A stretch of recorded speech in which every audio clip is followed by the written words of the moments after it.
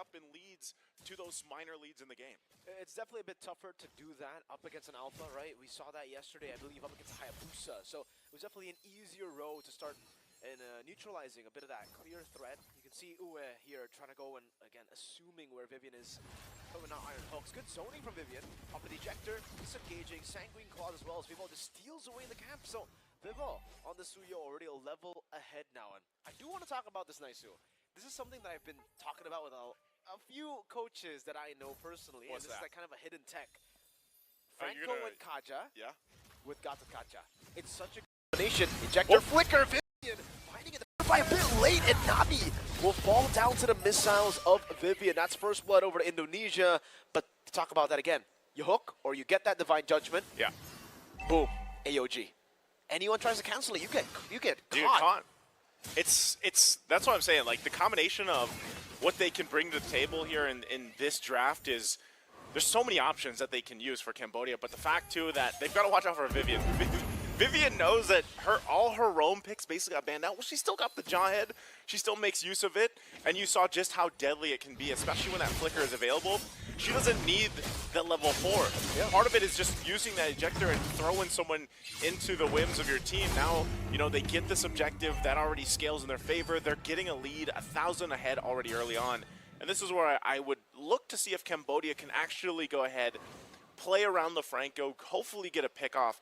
But I'm almost wondering, even with Tagami, man. Tagami, if you guys missed her performances yesterday, she was on point. And this time around, the work is cut out for her on this alpha. She should be able to go ahead and get, you know, setups that she's looking for, especially with the lineup that they have. But she's got to have a phenomenal game against what Indonesia's throwing at them already this minute, you know, 3 minutes into the game. And it's very different to the Sicilians we've seen in Iesf WC 24, right? Usually when we see the Sicilians, oh no, again. Unstoppable force and the ejector, oh, the combo.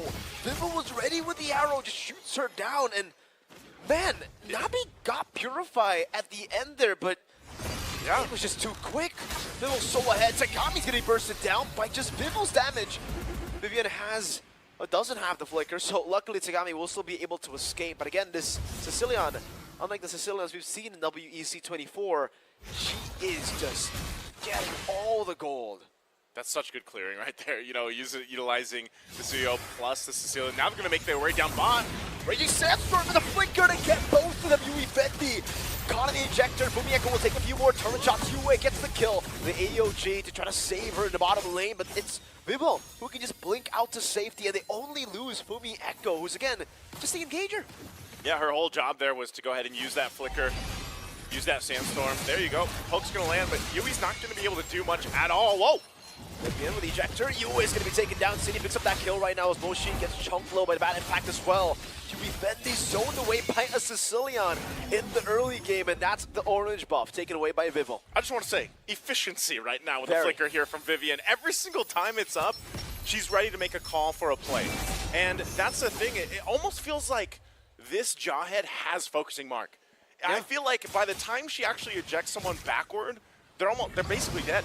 They're already dead in the air, and that's the trouble part, especially when you can't really fight into that. Now they're going to actually try to contest this turtle here. This is troublesome. Two-man cycling ball. Fumieko getting the Raging Sandstorm, even with the Purify, she isn't able to escape. Pitbull gets the turtle, and everybody just gets slain here around the river. It's almost like they can't do anything at this point, Naisu. It's too big of a lead.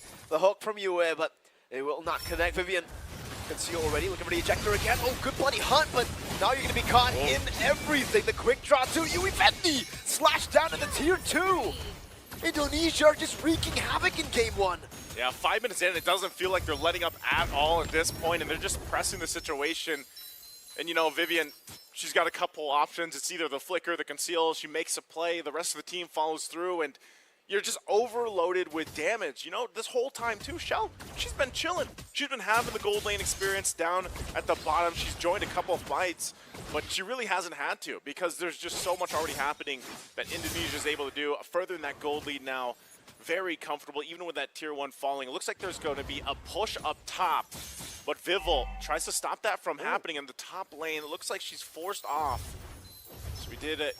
They might actually just rotate up there. They're staying there. It's a 2v1. And anyways, it was cleared out. The Raging Sandstorm comes out, and Fumieko gets the kill. Moshi, oh no, it might be too close of an AOG.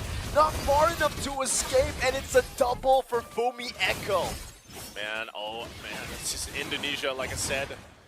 Every place on the map, that's where they're going to put pressure. There's no opportunity really to breathe for Cambodia right now. Even with this lineup, we got to start thinking, because this is most likely resources taken from them. More pressure on their side of the jungle. Looks like even the tier 2 might go down here if they continue to just knock it down. I think at this point, Cambodia, you know, they don't want to contest this next turtle. They might want to just focus on, all right, what's next? What's the next possibility for us here?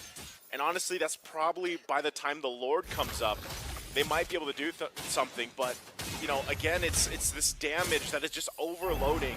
And even if you actually go ahead and kind of prep yourself up for that objective, Vivian is the problem. There's got to be some form of punishment for Vivian, and if she jumps in and tosses one of the members, it doesn't even matter at this point if she tosses one of the tankier heroes, right? You might be able to go ahead and toss Moshi. That might be the best target in Cambodia's favor, just because, you know, at least you can hope to tank that out or defensively Avatar the Guardian.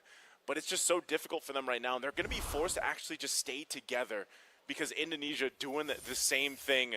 And you see that response from Cambodia. They're going to go ahead and rotate down, try to keep this tier 2 up. But it's just eventually going to get taken down as well, as Indonesia has all the choices they want for objectives or kills at this point. So Cambodia, they got to buy time, and that's a whole lot of time they have to buy. Even if they buy time, though, if you take a look at the grand scheme of things here in Isu, I'm not too sure what they're buying time for. I mean, power specs aren't going to be big enough, and Style Force over to Yui Fendi could Bloody Hunt to cancel it out now. That's going to be 1-for-1. Vivi going to be caught. Boom, Yeko caught in the AOG in the midst of it all. It's tier 2, just chucking their HP bars low. Chell doing a whole lot of damage with a quick draw. Vivol coming back again to clear out the waves. 2 for 2. Only the frontliners taken down. But if we get to the later stage of the game, Clint's going to be crazy. Cine, bad impact. Oh, the snipe! Nabi's burning down from the GAME-1. It's not enough to take her down, but man, it surely is enough for them to zone Cambodia away from the tier 2. Holy Shield's going to pop here, so they'll at least get the shields down. But like you said, I agree with you, man. I think at some point in the game, you're going against a scaling lineup. You know, with the Sicilian plus that Clint, you're playing a game of range too. Indonesia, even if they didn't have this kind of lead, they have the lead in terms of range. And that's also why, you know, for the first draft, you see them pick up that Franco to hopefully close in some of that range, pick off targets, but that just hasn't happened. And the hardest part for Cambodia is really once they even break through that front line. Mind you, that front line is actually putting themselves in danger from Indonesia, so they're most likely going to go down anyway. But then how do you get to the Sicilian? How do you get to Shell here on this Clint? That is the most difficult part to what Cambodia can do. And honestly, if they try to force this at this point, with this kind of deficit, this could be a massacre for this Lord. So it looks like it's just going to go and be taken by Indonesia. No contest. It looks like Cambodia is going to try to make a move elsewhere. At least for now, that Lord is secured by Indonesia. Real quick, before that Lord pushes in, what are we looking at here for defense? Do they have enough clear? I know they got a Beatrix, but do they have enough clear to actually stay in this game without it ending? I think they do. If we're just taking a look at Cambodia's lineup, they do have what it takes to clear out the waves. But we have to take into account that Indonesia are really good at sieging too. They got crazy range. The double C combo, yeah. Sicilian and the Clint. So much range, so much zoning potential, and even they got that dive potential in there. Sandstorm, yeah. Echo, Raging Sandstorm, Vivian, Unstoppable Force. Even Vivo, very, very underrated initiator as a Suyo. Once you hold in that first skill, you can get multi. It's an AoE stun tool. Yeah. It's a little bit too much. Here we go. Vivian using the conceal. She has an immortality too. She's going to toss Mochi, but already gets the Avatar of the Guardian out. Yep. So that's not available now for this base defense. The shields up top and mid are gone on the turrets. And this is the siege now that we're talking about from Indonesia, from a range as well, and just whittling down the health bars of these turrets. Sagami already caught down very, very low. You can see the way that Indonesia are just sieging at the space. They're waiting for the Lord to bottom lane to just slow push, taking it very, very slow. In the mid lane, they will continue this push. Bottom lane built up waves here, no more holy defense. City with a bad impact, just slowly chunking Tagami down. Mid lane gonna be taken down. Vivian walks in with Unstoppable Force earlier, but Tagami was able to escape with the Spear of Alpha. Bottom lane base turret down as well. That's 2. All right, they know they have 2 turrets down. Vivian. Yep, ejector flicker. US going to just be isolated from the team. Moshi very low. These frontliners slowly but surely chunked down. And there's still some big waves that are going to be crashing down in the mid lane. Another super minion wave onto into Cambodia. Moshi's hovering over. Nabi chunked again. Ejector ready. Good ton overreaching. Sandstorm from Mieko. Does Winter Crown to stop that from happening? And a Winter Crown as well from Mieko to respond it over. Moshi gunned down from Mieko. Will be taken out. But look at the bad impact and the Sanguine Claws. On top of that, the quick draw that just chunks them too low. No more minions. Cambodia can still survive, but Indonesia will continue with just the turret up top. Another Sanguine Claws. Oh, with the flicker, but it hits the wall. Now Bloody Hunt coming down with Spirit Bomb over the pinball. Goes in and dives in the back line. Finding the shot in the base. The base is also just wide open for Bibble to take.